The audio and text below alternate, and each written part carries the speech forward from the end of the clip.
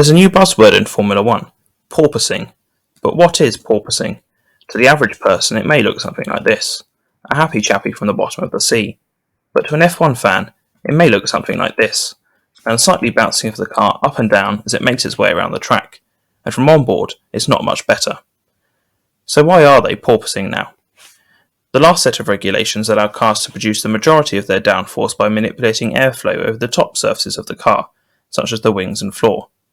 However, the 2022 set of regulations has seen the return of ground effect to Formula 1, with the creation of Venturi tunnels under the floor.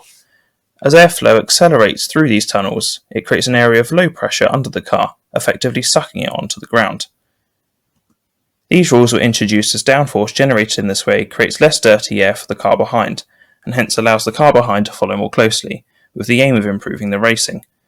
However, porpoising occurs when the airflow at higher speed stalls under the car, causing a sudden loss of downforce, and thus load through the car.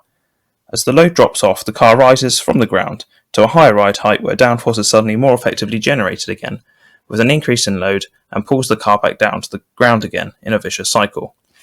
So what's the fix?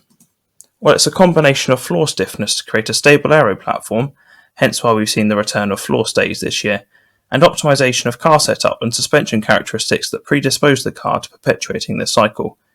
The difficulty is this phenomenon wasn't easily modelled in the wind tunnel or CFD pre-season, so the teams have had to do their learning on the track. So one team affected more so than others this year is Mercedes, but why are they struggling so much? Well, there's two separate issues. One, the porpoising, which the teams say they now understand, and two, the high car stiffness from the suspension, leading to a poor ride quality, as the car was designed to run a lot closer to the ground than its competitors, so it couldn't take as much pitch and yaw in the setup. Subsequently, you see a very bumpy ride from the tarmac surface. To fix this, they need to raise the car ride height and run a softer suspension setup, but that means optimising the aero and setup for a higher ride height, which is not a quick fix. So there you have it, a quick whistle-stop tour of porpoising, and hopefully it's something the teams can get on top of soon. Until next time, see you around.